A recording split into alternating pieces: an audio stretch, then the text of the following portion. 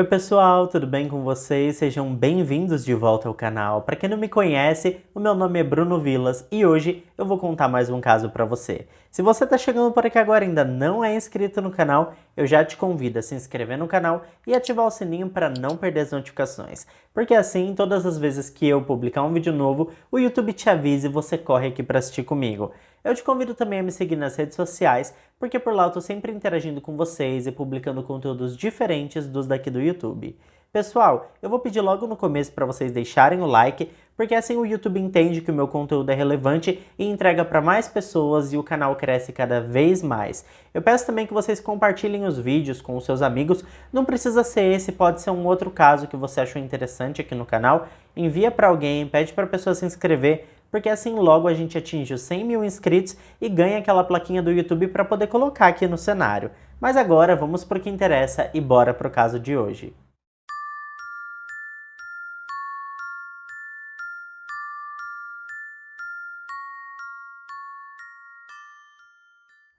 No início da década de 90, Louise Ellis, escritora do Anuário do Canada Post, estava trabalhando em um romance independente sobre um preso e compareceu a uma audiência da Suprema Corte para coletar informações.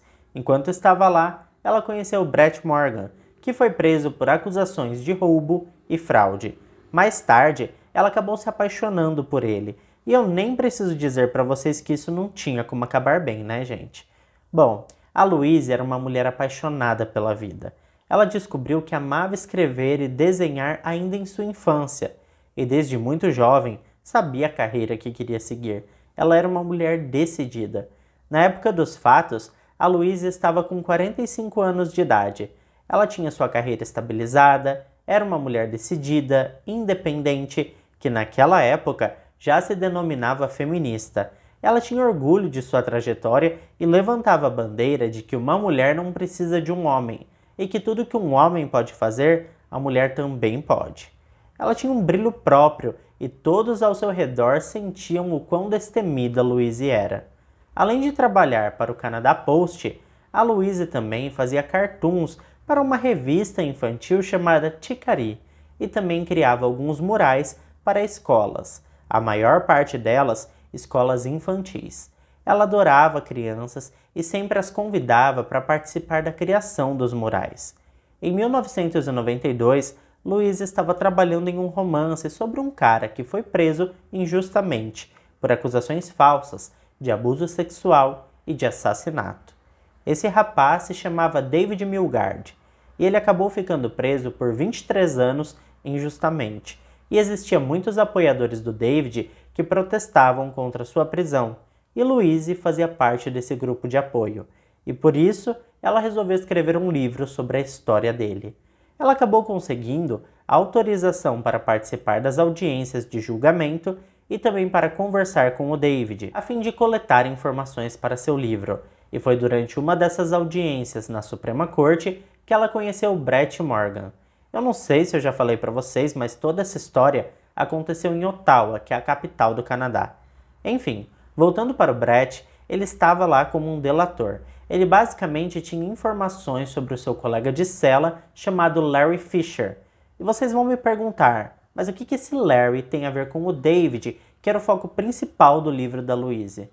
Pois bem, o depoimento do Brett era muito importante para o caso do David, porque ele basicamente estava delatando que seu colega de cela, Larry Fisher, era o verdadeiro responsável pelos crimes que o David estava sendo acusado injustamente.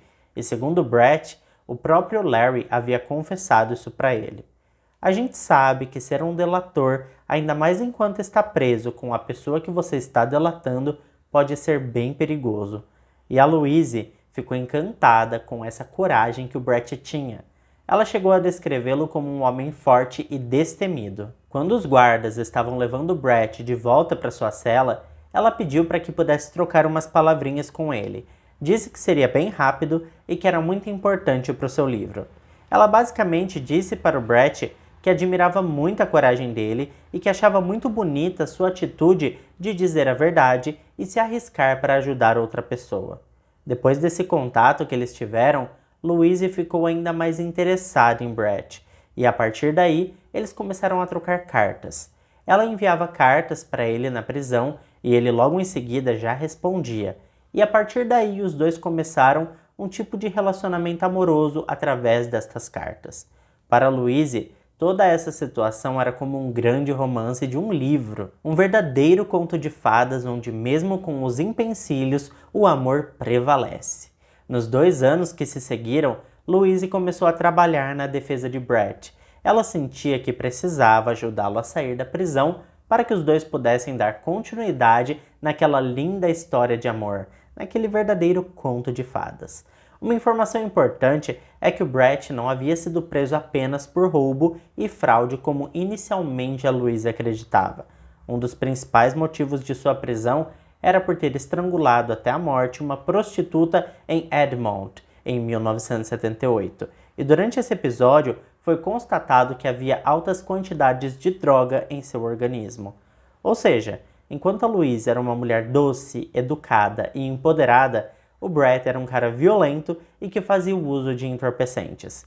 Na época de sua prisão, a defesa dele alegou que por conta das drogas, o seu cliente não sabia o que estava fazendo e que a morte da mulher em questão foi apenas um acidente. Segundo essa tese, a defesa basicamente quis dizer que durante o ato sexual, o Brett segurou um pouco mais forte o pescoço da moça e não percebeu que aquilo estava a matando.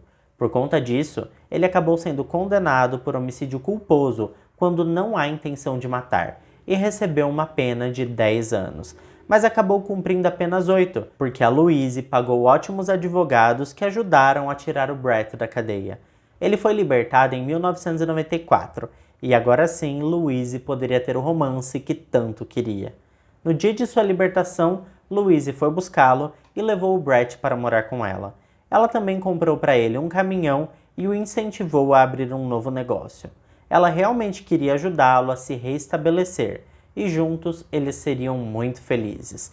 Pelo menos era isso que ela imaginava. No entanto, 9 meses após os dois começarem a dividir o mesmo teto, Louise simplesmente desapareceu. No dia 22 de abril de 95, por volta das 13 horas, Louise saiu de Ottawa e dirigiu para as colinas em Gatineau, em Quebec, que fica a cerca de 15 a 20 minutos de carro. Ela estava indo para lá para visitar o seu ex-namorado, chamado John. Embora o relacionamento dos dois tivesse acabado, pouco antes dela conhecer o Brett, inclusive, eles acabaram se tornando grandes amigos e ela também era bem apegada à filha dele. Então sempre que podia, ela visitava os dois. E nesse dia específico era aniversário da filha do John, então ela tinha que ir até lá e levar uma lembrancinha para ela pelo menos. O problema é que ela nunca chegou lá. No dia seguinte, portanto 23 de abril, um domingo, uma amiga da Louise encontrou o carro dela na beira de uma estrada nas colinas Gatineau, bem perto da casa do John. As portas do carro estavam trancadas, mas a amiga pôde reparar pelos vidros que a bolsa de sua amiga estava no interior do veículo, além do livro que ela iria dar de presente para a filha do John. Essa amiga da Louise, então, resolveu ligar para o Brett e contar o que estava acontecendo. E o Brett foi quem chamou a polícia. Então os familiares da Louise, junto com alguns amigos, a polícia e também o Brett, resolveram revistar a área próximo de onde o carro foi encontrado, na esperança de encontrar a Louise. Eles chegaram a procurar até nos rios da região, mas não encontraram nenhum sinal da Louise. A única pista era o seu carro parado na beira da estrada. Então o Brett imprimiu alguns cartazes com a foto da Louise, sinalizando o seu desaparecimento e colocando o seu contato para que caso alguém visse ela, ligasse para ele. Ele distribuiu esses cartazes por toda a região e colou em todos os cantos que alguém pudesse vê-lo. Ele também ia todos os dias no local onde o carro da Louise foi encontrado e parava todos os carros que passavam por lá para entregar o seu folheto e perguntar se alguém havia visto a Louise ou o carro dela passando por ali naqueles dias. O Brett também chegou a dar algumas entrevistas divulgando a imagem da Louise e fazendo um forte apelo para que as pessoas o ajudassem a trazer ela de volta para casa. Durante as entrevistas, ele parecia muito deprimido e devastado com o sumiço de sua amada. Ele estava sofrendo muito, no entanto, continuava empenhado e com esperança de que iria encontrá-la. Obviamente, como ele já havia sido condenado por tirar a vida de uma mulher anteriormente, A polícia quis fazer algumas perguntas para ele. E ele foi bem franco. Ele disse: olha, eu realmente errei no passado, a droga me corrompeu e eu acabei tirando a vida daquela mulher em 78. Mas a Louise é o amor da minha vida. Ela me ajudou a sair da prisão, ela deu um novo sentido na minha vida e eu jamais faria nada contra ela. A polícia escutou atentamente o seu depoimento e acabou lhe dando o benefício da dúvida. Afinal, realmente não fazia sentido ele machucar a mulher que tanto o ajudou. E além disso, foi ele quem acionou a polícia, o que não é uma atitude comum de uma pessoa culpada. Ele também esteve atrás dela o tempo todo e demonstrava estar muito deprimido e sofrendo com a ausência de sua amada. Enquanto as investigações seguiam, uma mulher chamada Marie Perron, que estava observando o andamento do caso na mídia, se sensibilizou bastante com as entrevistas do Brett.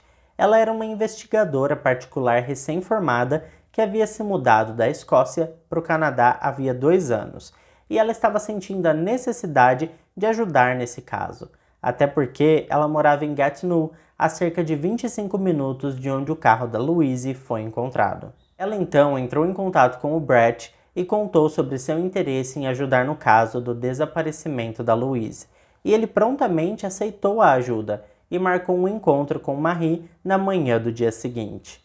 No dia seguinte, ela vai até a casa dele e, chegando lá, ele segura a mão dela e agradece muito por ela se oferecer para ajudar a encontrar a Louise. Marie disse ao Brett que se sensibilizou bastante com a história dele e que vai fazer o possível para achar a sua amada. Ela perguntou se poderia gravar a conversa dos dois e o Brett diz que sim. E então ele conta para ela tudo sobre o dia do desaparecimento, o que aconteceu, como aconteceu e como foi um soco no estômago quando ele soube que ela não havia chegado em seu destino e também não retornou para casa. Ele completa dizendo que Louise é tudo para ele e que está se sentindo totalmente perdido sem ela. Marie o tranquiliza dizendo que tudo vai ficar bem e que ela vai encontrá-la. Em seguida, ela inicia suas investigações e, como primeiro passo, ela vai até onde o carro de Louise foi encontrado. O carro da Louise foi encontrado na beira da estrada. A poucos metros dali havia um chalé. No entanto, aparentemente aquele chalé estava vazio na época do desaparecimento. Isso porque era uma casa de férias, que era ocupada poucas vezes ao ano. Depois de examinar a área onde o carro havia sido encontrado, Marie tinha certeza de que aquele carro foi colocado naquele local propositalmente, por uma pessoa que não era Louise. Na teoria dela, alguém queria despistar a polícia. Então, após sequestrar a Louise, a pessoa levou o carro até aquele local, limpou suas impressões digitais, trancou o carro e o deixou lá. E para tudo isso dar certo, tinha que ser alguém que a Louise conhecia. Afinal de contas, não havia sinais de luta dentro do veículo. Então essa pessoa tinha que necessariamente ser um conhecido da Louise. Louise's Jeep itself was basically pulled in, situated right where this spot is, and the Jeep was actually pulled in right into the edge, very well parked.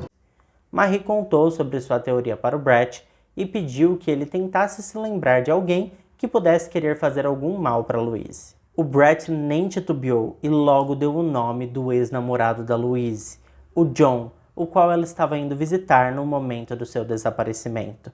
Ele também contou para Marie que Louise relatou para ele que seu relacionamento com o John era muito abusivo e que ele não tinha aceitado muito bem o fim desse relacionamento. Aquela informação surgiu como uma bandeira vermelha para Marie. Ela sentia que o John tinha algo a ver com o desaparecimento da Louise. Afinal, ele tinha os motivos e também teve a oportunidade. E o engraçado é que, embora a polícia não soubesse da existência da Marie, e muito menos que ela estava fazendo uma investigação particular sobre esse caso, eles tinham a mesma opinião que ela e também achavam que o John poderia sim ter algo a ver com o desaparecimento da Louise. Tanto que eles foram até o trabalho do John e questionaram ele sobre onde ele estava e o que ele estava fazendo no momento do desaparecimento da Louise. E ele prontamente responde que estava em casa comemorando o aniversário de sua filha. Mas para a polícia, isso não é um álibi muito convincente e eles resolveram revistar a casa do John. O problema disso é que foi tudo em vão. Eles não encontraram nada que ligasse o John ao desaparecimento da Louise, e também não havia nenhum sinal de que ela havia estado na casa dele. Eu achei um pouco inocente da parte dos investigadores imaginarem mesmo que, caso ele tivesse sido o responsável pelo desaparecimento da Louise, ele deixaria o carro dela tão perto da casa dele. E além disso, segundo a linha de raciocínio da Marie, se o carro foi colocado lá por alguém, a última pessoa que colocaria o carro lá seria o John. Ele iria colocar o carro em um lugar bem longe de sua casa. Mas a minha opinião é que alguém estava armando contra ele. O que vocês acham? Bom, continuando. Eliminando John da lista de suspeitos, o próximo nome que veio na cabeça dos investigadores foi o do Larry Fisher, que eu não sei se vocês lembram, mas é o cara que o Brett delatou. Então o motivo para ele fazer algum mal para Louise seria vingança. Ele poderia simplesmente querer se vingar do Brett. Mas aí você vai me perguntar, mas Bruno, ele não estava preso? E a resposta é não. Ele só foi preso pelo crime que o Brett delatou em 1997. Então, na época do desaparecimento da Louise, em 95, o Larry estava solto e com sede de vingança.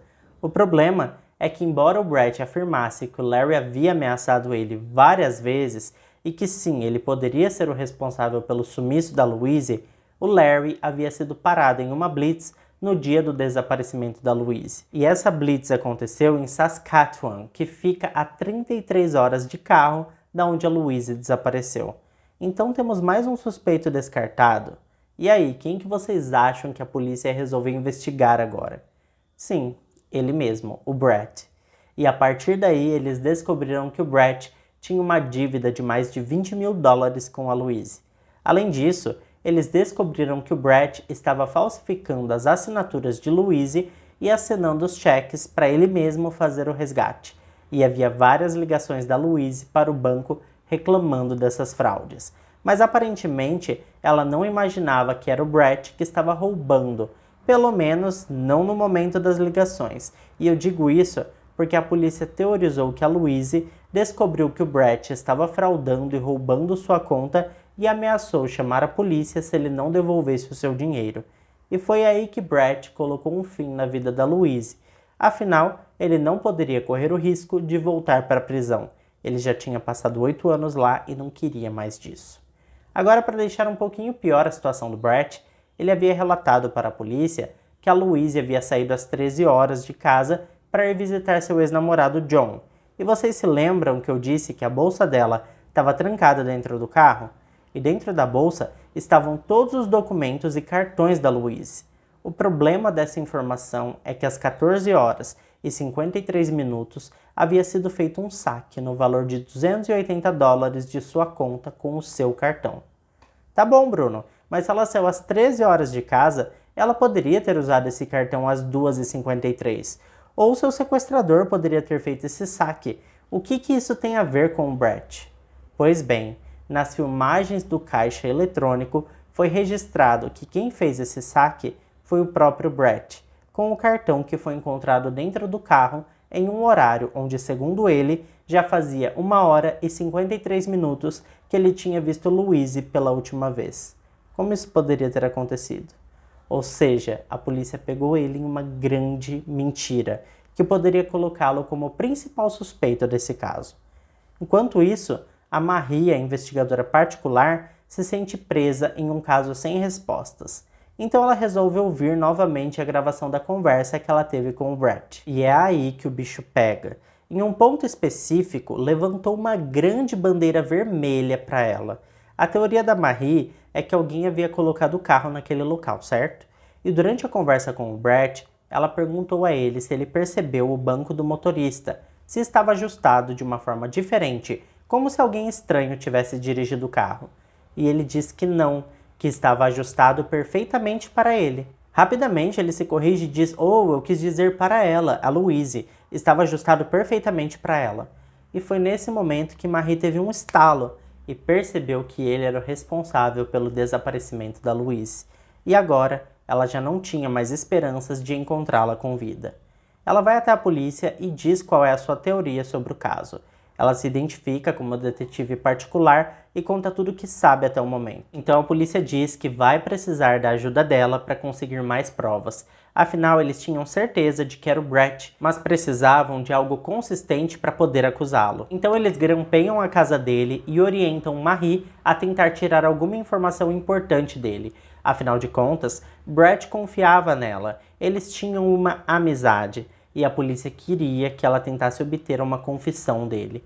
Isso poderia ser perigoso, afinal de contas, como é que o Brett reagiria sendo colocado na parede? Como seria se Marie demonstrasse para ele que ela desconfiava dele? Mas ela teve uma ideia brilhante. Ela resolveu que iria passar a informação de que estava convencida de que o John, o ex-namorado da Louise, era o responsável não só pelo desaparecimento da Louise, mas também pela sua morte. E ela só precisava encontrar o corpo para colocá-lo atrás das grades. E precisava que o Brett a ajudasse com isso. Ela acreditava que desta forma o Brett levaria ela rapidamente até o corpo. E ela estava certa. Brett disse a ela que se ele fosse cometer um crime naquela área, ele saberia exatamente onde esconder um corpo. Marie disse, ótimo, então me leve até lá. Eles combinaram de ir no dia seguinte, e assim aconteceu.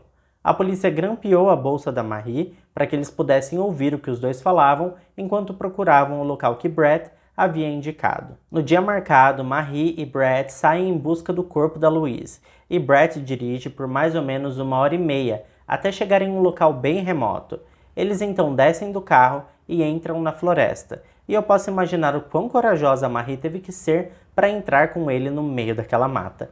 Afinal, era um local remoto, e embora a polícia estivesse vigiando eles, eles tinham que manter uma certa distância para que o Brett não desconfiasse de nada. Um simples erro poderia ser fatal.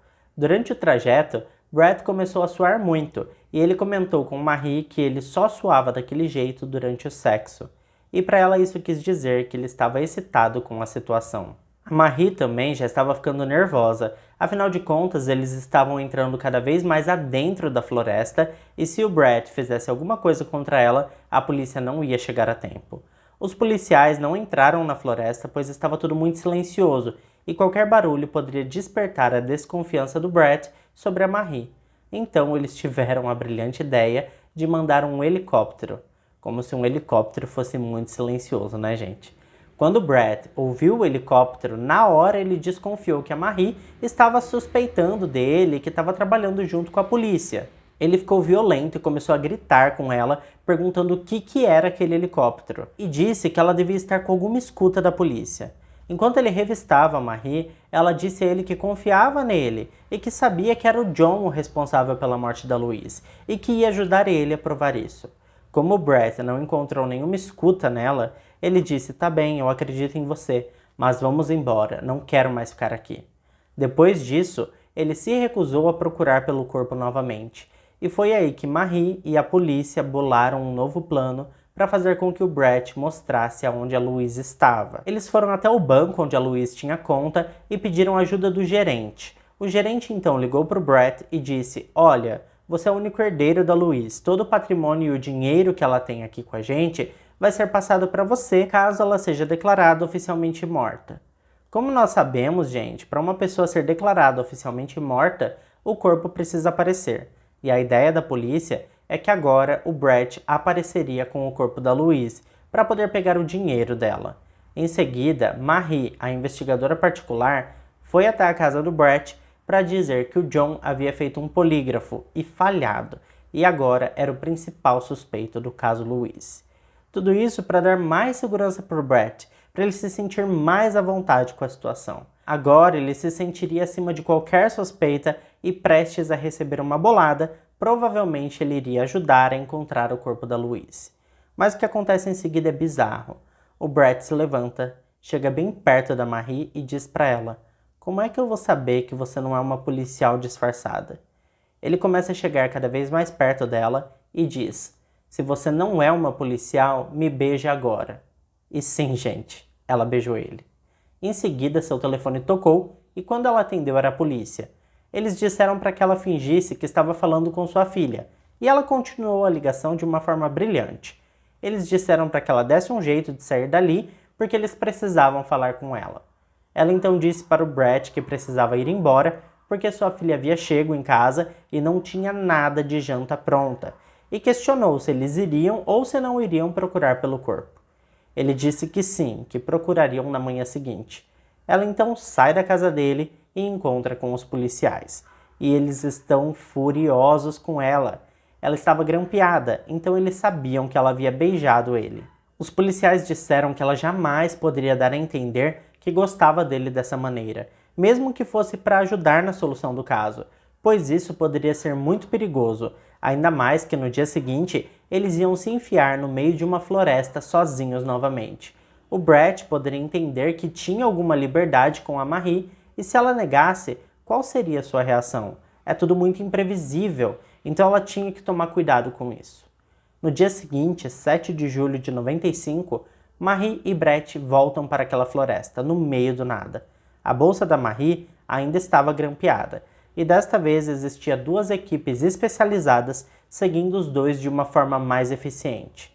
Durante o trajeto no meio da mata, Brett fez algumas perguntas muito assustadoras para Marie. Ele perguntou para ela: "Você não tem medo de estar no meio do nada com um assassino condenado? Ou isso te excita?" Ela só responde que confia nele, e é claro que ele está se divertindo com tudo isso. Um pouco mais à frente, ele alerta a Marie sobre um arame farpado que está escondido em meio aos arbustos, e ela só consegue imaginar como é que ele sabia desse arame. Mas é claro que no subconsciente ela sabe que ele sabia, pois ele já havia estado lá quando deixou o corpo da Louise por ali. Assim que passou pelo arame, Marie avistou algo e ela pergunta ao Brett: "Ei, o que é aquilo?" E ele só responde: "É a Louise." Assim que eles chegaram mais perto e avistaram que é mesmo a Louise, o Brett ficou paralisado e a Marie começa a consolá-lo, dizendo: "Fica tranquilo, acabou, nós encontramos, ele vai pagar pelo que ele fez." E nesse momento, Brett se agacha próximo ao corpo da Louise e começa a chorar. A polícia não prendeu ele imediatamente, eles deixaram ele sair junto com a Marie e mais tarde, naquele mesmo dia, Brett foi até a delegacia para denunciar que havia encontrado a Louise, na esperança de que o John levaria a culpa pelo assassinato. No entanto, contrariando suas expectativas, ele foi preso imediatamente, ali mesmo. A única coisa que a Marie falou para ele foi como ele se sentia sabendo que foi derrubado por uma mulher. E a resposta dele foi o silêncio total. O Brett foi a julgamento e ele não admitiu a autoria do crime. Ele manteve sua inocência. No entanto, tinha muitas provas, inclusive um diário da Louise, onde ela descrevia o quão abusivo o Brett era com ela. A teoria da polícia sobre o dia 22 de abril, dia do seu desaparecimento, é que ela estava se preparando para sair quando Brett provavelmente entrou no banheiro e a estrangulou até que ela perdesse a vida. Em seguida, ele enrolou seu corpo na cortina do banheiro e a colocou no porta-malas de seu próprio carro, onde dirigiu até aquela mata fechada para descartar seu corpo. Em seguida, ele dirigiu até onde ele acreditava ser a casa do ex da Louise, o John, mas embora tenha estacionado perto, ele estacionou na frente da casa errada. Mas a intenção do Brett era incriminar o John, o que quase deu certo. De qualquer forma, em 1997, o ano que eu nasci, o Brett Morgan foi condenado à prisão perpétua por assassinato em primeiro grau, com possibilidade de liberdade condicional após 25 anos. No entanto, 2 meses após ser preso, Brett morreu de hepatite C. Por conta de todo o histórico e também da natureza de seus crimes, a polícia acredita que ele pode ser responsável pela morte de outras 2 mulheres, que tiveram seu fim parecido com o da Louise.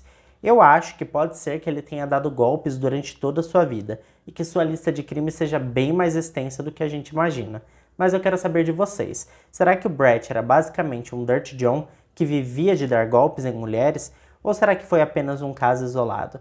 Eu fiquei com muita pena da Louise porque ela achou que tinha encontrado o grande amor da sua vida, mas na verdade ela só encontrou dor e tristeza. E se você ficou até aqui comigo, não esquece de deixar o seu like, que me motiva muito a continuar trazendo esse tipo de conteúdo aqui para vocês. Eu fico por aqui e até o próximo vídeo.